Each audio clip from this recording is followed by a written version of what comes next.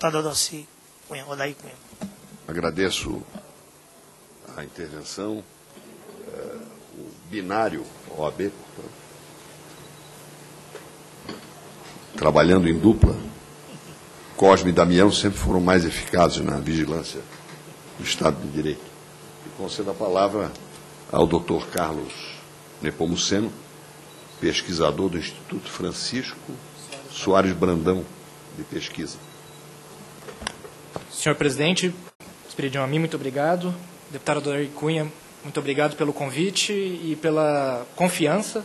Entendo bastante bem a responsabilidade que é falar aqui à frente dessa comissão hoje para discutir esse assunto. No caso,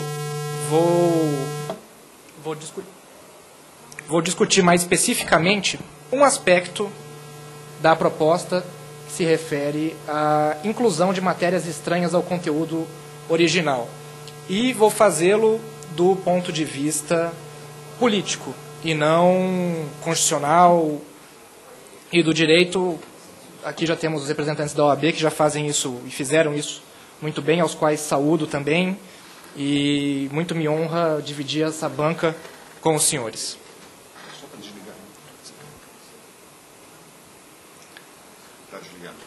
Obrigado. Por que esse tema me chamou a atenção, e aqui hoje eu vou apresentar especificamente isso, os resultados da minha dissertação de mestrado? Primeiro, né? Consulto se os nobres representantes da OAB não desejam engrandecer a presença da galera, da galeria.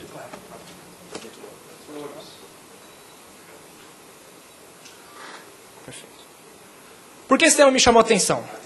Em primeiro lugar, comecei a perceber que ele começou a ganhar algum destaque de mídia. Aqui eu tenho alguns exemplos de manchetes, de leads do Valor Econômico ao longo dos anos, apenas algumas, as quais eu juntei, chamando a atenção para a questão das medidas provisórias multitemáticas, às quais eram adicionados temas estranhos ao conteúdo original.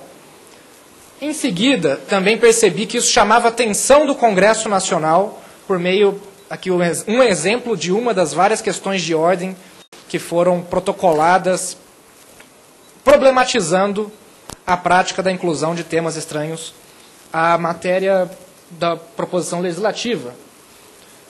Mas buscando estudos sobre o assunto, identifiquei que, mais recentemente, não havia nada, e nada específico em relação às matérias estranhas adicionadas, seja em medidas provisórias, seja em projetos de lei complementar, projetos de lei ordinário. Então, o esforço basicamente aqui foi delimitar o problema, dar características a uma questão que vinha sendo debatida de maneira pontual na mídia e que já chamava a atenção do Congresso. Algumas perguntas que me chamaram a atenção. Desde quando isso ocorre? Com que frequência? Isso aumenta ou diminui ao longo do tempo? Que temas são adicionados? Que temas não são adicionados? Enfim, identificar como esse procedimento ocorre ao longo do tempo. Para fazer isso, eu busquei algum referencial teórico e percebi que não só no Brasil existia esse problema, mas também nos Estados Unidos, um referencial teórico específico sobre o processo legislativo heterodoxo, e onde existe a figura das proposições legislativas com mais de um tema, que são chamadas de legislações ômnibus, e que são muito comuns principalmente em questões orçamentárias, e vários outros processos de flexibilização do processo legislativo, como despachar a proposição legislativa para múltiplas comissões, quando no caso a regra é despachar apenas para uma, mudança das regras de votação no plenário, reuniões de cúpula fora do legislativo para fazer acordos sobre o texto legislativo e requerimentos de urgência e ajustes pós-comissões que não estão previstos no regimento norte-americano. No Brasil, alguns estudos se debruçam a estudar conteúdo legislativo no período pré-2001 e apenas analisando grandes áreas, econômico, administrativo e social. Então, resolvi propor um estudo de caso, né, enfim, da situação brasileira, e, nesse sentido, realizei um estudo de análise qualitativa, então, análise de conteúdo das medidas provisórias que foram apresentadas e aprovadas entre 11 de setembro de 2001 e 31 de dezembro de 2011. Apenas as que foram convertidas em lei. Por que esse espaço temporal? Na ponta, no começo, porque é a data de promulgação da Emenda Constitucional 32, levantada pelo deputado Esperidião Amin, que muda totalmente o rito de tramitação das medidas provisórias, delimitando, colocando limites para a possibilidade de reedição, apenas uma vez, até o limite de 120 dias, e limitando o escopo temático das medidas provisórias. E na outra ponta, enfim, até o mais longe que eu consegui, o mais recente que eu poderia alcançar dentro do projeto. Então aqui vou demonstrar dados dos governos FHC, Lula 1, Lula 2 e do primeiro ano da presidente Dilma. No meu estudo, eu delineei 28 áreas temáticas as quais as MPs trataram ao longo desses 11 anos e vou apresentar meus principais resultados agora, que são 3. Tá? E vou sempre dividir falando sobre o texto original das medidas provisórias e sobre o texto final dos projetos de lei de conversão. Então, eu li de ponta a ponta todos os textos que entraram e li de ponta a ponta todos os textos que saíram, depois comparei e depois marquei os trechos que foram vetados para identificar as questões temáticas relacionadas a isso. O primeiro resultado relevante que eu encontrei se refere à corresponsabilidade no processo de violação de normas procedimentais. Para os espectadores que porventura não tenham conhecimento, a edição, a inclusão de temas estranhos ao conteúdo original em legislação já é vedado em lei complementar e em resolução do Congresso Nacional. E muito normalmente, nas matérias que nós vemos na mídia, nós somos induzidos ao erro de acreditar que a inclusão de temas se dá apenas no Congresso Nacional. E quando você verifica mais profundamente o texto iniciado em cada uma dos seus anos, a gente vai poder verificar que já cerca de 1/4 dos textos propostos pelo Executivo ao longo desses 10 anos já começam com pelo menos 2 ou mais temas. E 60% dessas proposições são convertidos com o mesmo número de temas. Então, entram multitemáticas e saem multitemáticas, independentemente de o Congresso adicionar novos assuntos, novas matérias. Quando pegamos as leis convertidas, esse número sobe para quase 1/3, de 112 para 143 PLVs que saem do Congresso e são enviados à sanção com pelo menos 2 ou mais temas. 52% dos textos propostos pelo Executivo recebem novos temas no Congresso Nacional. No próximo slide, eu vou demonstrar como se dá a distribuição de medidas provisórias multitemáticas ao longo dos 4 mandatos analisados. E aqui a gente pode identificar uma tendência crescente, lembrando-se que, na primeira ponta, no segundo mandato do presidente Fernando Henrique, apenas de setembro de 2001 a dezembro de 2002, os 2 mandatos inteiros do presidente Lula e apenas o ano de 2011 da presidenta Dilma. Podemos ver nitidamente um aumento do número, da proporção de MPs que tratam de mais de um assunto. E a primeira coisa que a gente pode dizer aqui é que elas ainda estão longe de dominar o processo legislativo. Elas se tornam mais comum, mas não são a regra. No próximo slide, eu vou mostrar a proporção de leis convertidas com 2 ou mais temas a partir das MPs comparadas ao texto original. Também temos uma tendência crescente ao longo dos mandatos presidenciais de PLVs com 2 ou mais temas, se acentuando principalmente dos anos 2007 para cá. No próximo slide, demonstro isso dividido por ano. Podemos ver que a proporção de MPs multitemáticas e PLVs multitemáticos varia, oscila bastante ao longo do tempo. E ali em 2009, aquele pico de 70% dos PLVs multitemáticos, acredito, a hipótese que eu tenho defendido, é que esteja relacionado à maturação das proposições referentes à crise financeira de 2008. Muitas MPs editadas ao longo de 2008 vão maturar em 2009 e acabariam recebendo outros temas que não inicialmente previstos. E depois um repique ali em 2011, mas com bastante variação. Mas aí os senhores podem falar, ok, mas apenas a proporção de MPs e LVs multitemáticos não é suficiente para a gente compreender esse fenômeno. A gente precisa saber como esses temas estão distribuídos dentro das MPs e dos PLVs. E aqui eu trago a distribuição média de temas em MPs e PLVs por ano. Se os senhores conseguirem ler ali mais detidamente, vão perceber que o Executivo ele vai editar MPs com mais ou menos o mesmo número de temas sempre. Esse número de temas não vai variar significativamente ao longo dos anos. Mas quando a gente analisa o resultado final das proposições, a gente pode perceber que os temas incluídos no Congresso vão variar bastante, né? Atingindo um primeiro pico ali em 2005 e depois em 2009, 2010 e 2011. Nós podemos também separar essas proposições e excluir as MPs que entram com o tema e excluir os PLVs que saem com o tema, para ficar apenas com as proposições multitemáticas e aí novamente avaliar a média que a gente atinge.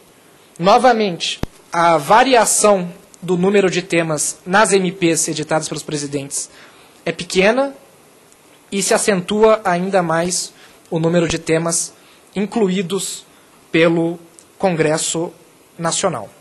Esse é um panorama quantitativo das questões.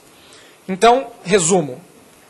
Congresso e Executivo partilham responsabilidade no processo de edição de MPs multitemáticas e de inclusão de, enfim, jabutis, contrabandos, como se convencionou chamar. A segunda conclusão encontrada no trabalho é a respeito da semelhança temática. Para uma medida provisória ser editada com mais de um tema, ou para um outro tema pegar carona no PLV, ele não segue necessariamente uma lógica temática. O que isso quer dizer? Não apenas temas econômicos pegam caronas em MPs de temas econômicos e não apenas medidas sociais pegam caronas em MPs de medidas sociais. A rigor, todos os temas podem ir com qualquer tema. Não existe uma lógica temática nesse assunto. Quando a gente vai fazer um extrato sobre MPs, emendas e os PLVs resultantes, foram 468 textos analisados. Se a regra da lei complementar e da resolução fosse seguida, nós deveríamos ter observação, a frequência de 468 temas observados. Não é o que acontece. Quando se soma no banco de dados a quantidade de temas encontrados nas MPs, nós vamos encontrar 666 ocorrências temáticas nos textos que vêm do Executivo. Ao final da tramitação, se contarmos novamente a quantidade de temas categorizados nesses textos, vamos encontrar o total de 827 frequências temáticas. Ou seja, além das 666 originais, mais 161 temas, mais 161 questões, regulações foram adicionadas no Congresso.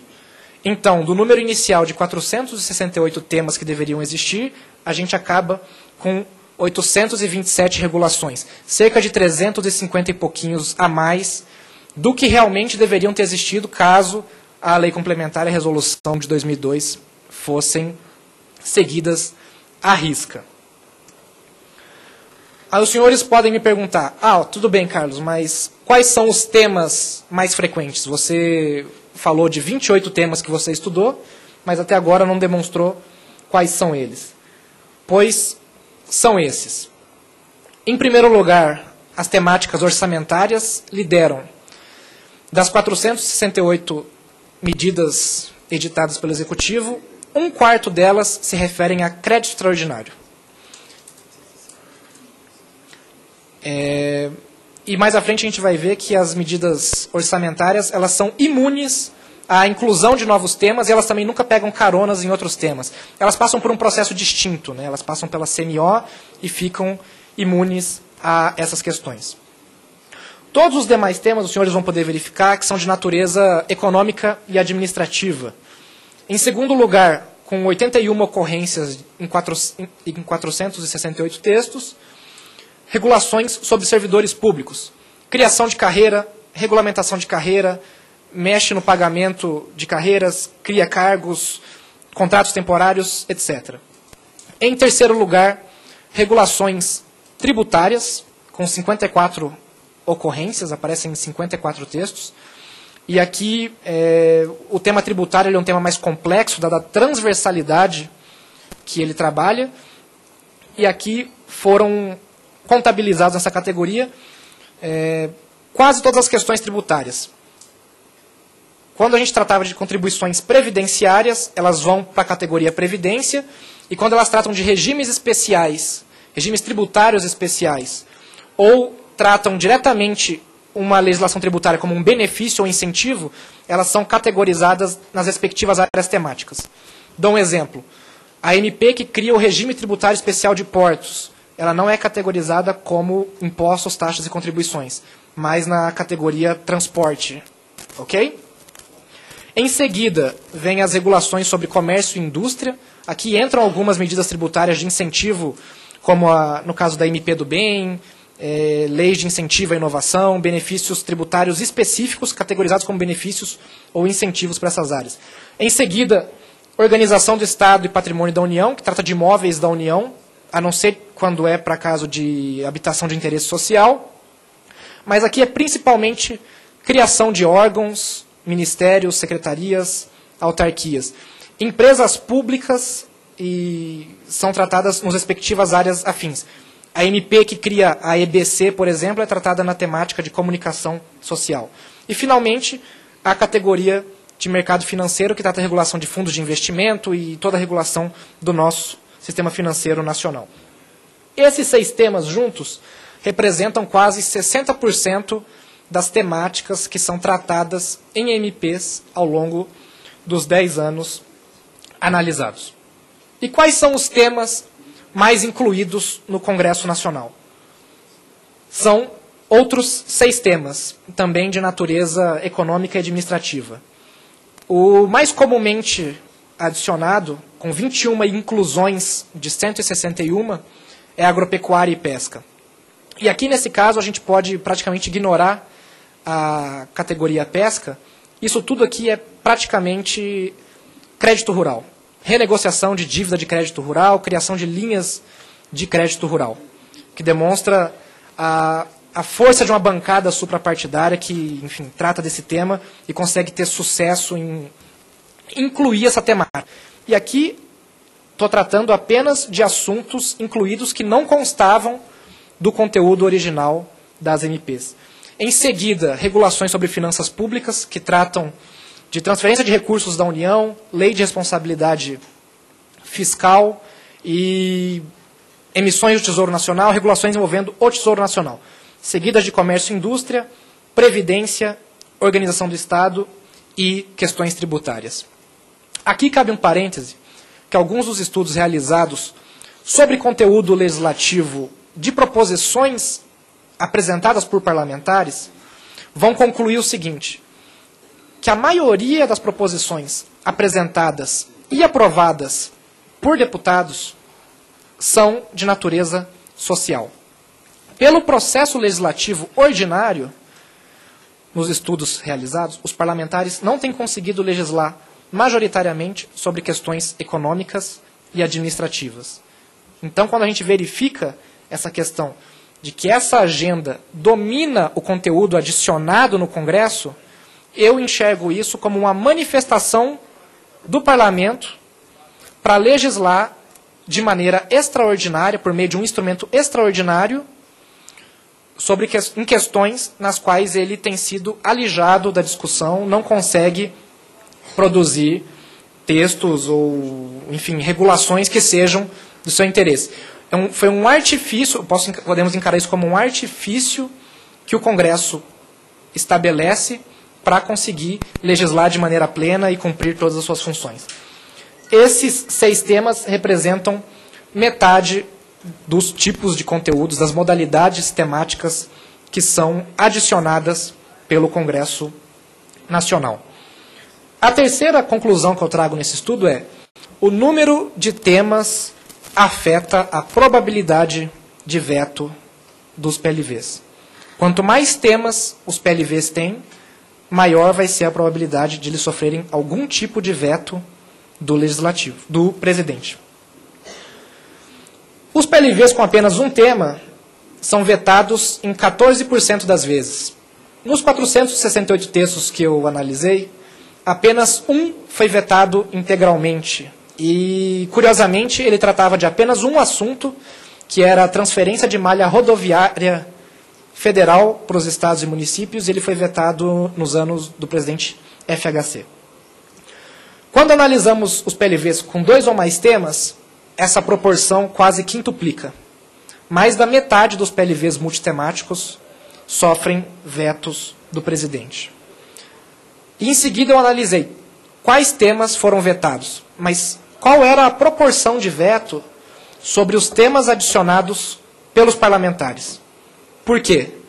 Para analisar o grau de convergência entre a agenda do Executivo e do Legislativo. O quanto o presidente resiste ou endossa a agenda incluída pelo Congresso Nacional. E nesse slide podemos ver que a maioria dos assuntos que os parlamentares mais adicionam também estão entre os mais vetados pelo presidente. Então, fazendo toda a linha de raciocínio, no processo legislativo ordinário, os parlamentares têm dificuldade para legislar sobre questões econômicas e administrativas, tentam fazê-lo por vias extraordinárias e são muitas vezes barrados pelo Executivo nessa tentativa. O tema previdenciário lidera os vetos do Executivo ao conteúdo adicionado pelos parlamentares, seguidos por questões tributárias, de trabalho e emprego, sobre servidores públicos, sobre assistência social, comércio e indústria, finanças públicas e política urbana e habitação. Isso se refere aos 161 temas que são adicionados pelo Congresso Nacional. Finalmente, eu fiz um modelo estatístico para prever a probabilidade de veto de acordo com o número de temas de uma proposição.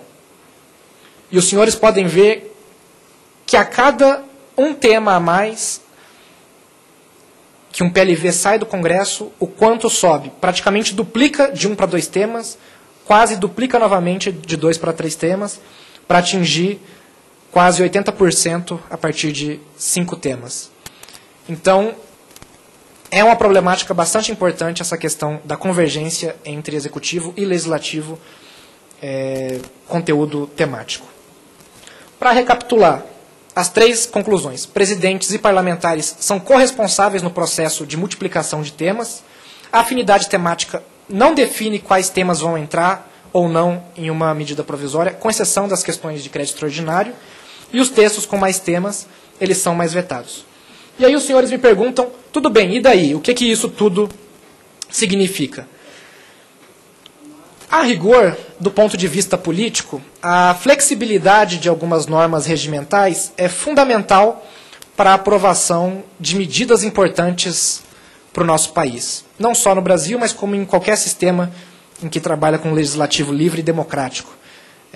Para citar alguns exemplos, a própria MP do Bem, já de alguns anos atrás, ela caducou e depois ela é transplantada para uma MP sobre outro assunto para poder viabilizar essa questão. Mais recentemente, tivemos a questão da desoneração da cesta básica e da questão da desoneração da conta de luz, que também caducaram e depois são transplantados por outras medidas provisórias. E o próprio regime diferenciado de contratação é um exemplo de legislação significativa que entra como uma matéria estranha ao conteúdo original. Esse tipo de flexibilidade ele é importante para conseguir aprovar matérias que dificilmente conseguiriam passar pelo processo legislativo ordinário, sejam de interesse ou de iniciativa parlamentar, seja de interesse ou iniciativa do Executivo. Qual que é o problema? O problema está quando essa questão, essa flexibilidade, deixa de ser uma exceção e passa a ser uma regra, uma prática constante que domina o processo legislativo. Quais são os reveses desse tipo de prática exacerbada? Primeiro, excluir as minorias legislativas da participação, da efetiva participação no Congresso Nacional e dificultar a ação da sociedade sobre as decisões que o Congresso toma. Como essas medidas que são adicionadas como caronas nessas proposições legislativas, elas passam muito rápido, dificulta-se o trabalho das partes interessadas em realizar, em contribuir e participar democraticamente da decisão. E agora eu peço licença para trazer algumas proposições sobre essa questão. E a primeira, acho que é a seguinte: toda essa discussão sobre medidas provisórias e o seu caráter multitemático ou não, ela tem um contexto, ela é sintomática de um contexto maior, que é a adequação do processo legislativo como um todo. O nosso processo legislativo é uma construção histórica, mas a sedimentação das principais características dele, ela predata uma série de questões que o mundo moderno nos impõe. O processo legislativo foi criado numa época em que não existia celular, não existia internet, não existia uma série de demandas que aumentam a complexidade do trabalho do legislativo. O legislativo hoje é chamado a legislar sobre uma gama muito maior de questões, muito mais complexas, muito mais transversais. As medidas provisórias são apenas a ponta do iceberg. Provavelmente, eu sei que não é o caso aqui, mas não se pode falar sobre tramitação, o rito de tramitação de medidas provisórias, sem levarmos em consideração também o contexto do processo legislativo como um todo, que precisa ser mais ágil, precisa ser mais eficiente. Senão, nós estaríamos aqui apenas tentando enxugar gelo, atacando exclusivamente a questão das medidas provisórias. E peço licença para trazer 3 sugestões que os senhores poderão apreciar ao longo dessa comissão, que é: primeira, a definição do problema da relevância e urgência. Na minha perspectiva política ou técnica, essa questão é fundamental para definir no debate como um todo sobre medidas provisórias. E essa questão, concordo totalmente com o Dr. Pugliese, quando coloca a questão do ponto de vista positivo e definir o que é excepcional, em que casos isso se enquadra, é totalmente relevante e assino embaixo do que ele falou, não tenho a adicionar sobre isso. Esse primeiro ponto puxa um segundo, que são os temas que podem ser matérias de MPs. Exatamente. Os senhores viram que eu categorizei 28 temas sobre os quais as MPs trataram ao longo dos últimos 10 anos. Se o Congresso, se o Parlamento está preocupado com a quantidade de MPs, a proliferação temática, uma saída é bastante simples. Reduzir ainda mais, como a EC 32 fez, os temas sobre os quais as MPs podem tratar. Excluir uma série de questões... Oi? A EC 32. Se reduzindo esse escopo, podemos também diminuir a quantidade de medidas provisórias e também de temas que são adicionados ao longo do processo. Mas acredito que é fundamental que o Congresso mantenha mecanismos de curto-circuito. O que eu quero dizer com isso? Mecanismos que possibilitem a flexibilização de algumas regras. A rigor, a questão de adicionar novos temas estranhos, não me parece problemática. Como eu disse, ela me parece problemática quando ela se torna uma regra e domina o processo. Mas, havendo a possibilidade de fazer isso em situações excepcionais muito bem definidas e definidas positivamente, acredito que é uma possibilidade importante que o Congresso deve ter de recurso, de ferramenta na mão. Uma maneira de se fazer isso é o estabelecimento de um quórum qualificado para apreciação de MPs acima do que é hoje. Ou seja, para a adição de novos temas, precisaria haver um consenso, um nível de concordância e convergência muito maior dentro do Legislativo. Então, aumentando a barreira para a inclusão de novos temas.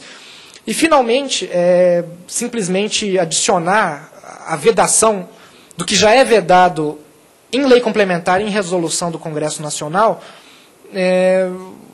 parece uma redundância, né? Legislar sobre uma questão, constitucionalizar uma questão que já está definida em lei complementar 95, e em resolução do Congresso Nacional, que é a número 1 de 2002. Ao meu ver, não vejo necessidade de constitucionalizar essa questão. Considero, sim, talvez seja o caso de recepcionar essa possibilidade de novos temas, mas com barreiras bastante elevadas para isso, que isso só ocorre em situações de grande convergência no legislativo. Para finalizar, eu sei que o desafio é grande e o processo vai ser difícil, mas essa é a missão dessa casa e tenho certeza que os senhores não fugirão desse debate e que estão à altura para equacionar essa questão, que trará consequências muito importantes para esse Congresso e para o nosso país. Muito obrigado a todos.